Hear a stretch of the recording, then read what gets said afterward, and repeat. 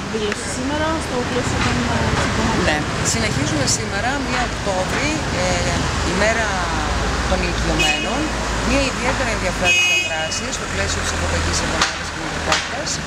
Η ονομασία αυτής της δράσης είναι «Περπατώντας στα χνάρια της πόλης» και στόχο έχουμε αφενός να κινητοποιήσουμε τους ηλικιωμένους, οι οποίοι μάλλον από ό,τι είδαμε είναι ιδιαίτερα ενεργοί, αφετέρου μέσα από αυτή τη δράση να θυμηθούμε σημεία και μεριές της πόλης οι οποίες έχουν ιδιαίτερο ενδιαφέρον από παλιά, που σήμερα βέβαια έχουν αλλάξει, αλλά που οι παλιοί θα μας ξαναγήσουν για να μας πούν τι γινόταν σε αυτές τις μεριές τα δικά τους χρόνια.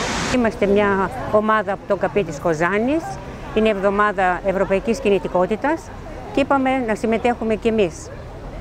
Γιατί δεν μας αρέσει να καθόμαστε στον καναπέ, είμαστε ενεργοί πολίτες. Αν και σας φαίνεται αυτό λίγο περίεργο, θέλουμε να είμαστε ενεργοί πολίτες. Ό,τι συμβαίνει στην πόλη μας θέλουμε να συμμετέχουμε και έχουμε πάρα πολλές δραστηριότητες. Αλλά σήμερα θα ξαναγηθούμε στην γητιά και καθοδόν θα μάθουμε τα διάφορα στέκια της πόλης της Κοζάνης, τα οποία ξέρουμε εννοείται, αλλά να τα ξαναθυμηθούμε. Πού παίζαμε στις σαλάνες, πού ήταν οι βρύσες και πού μαζεύονταν οι γυναίκες να πούν τα χωρατά.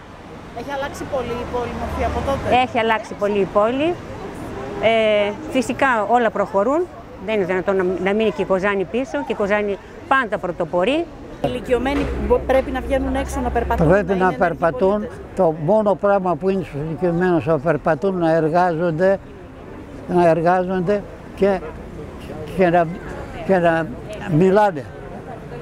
Να μην σταματούν, να έχουν κουβέντες, με τον άλλο να έχουν σχέσεις.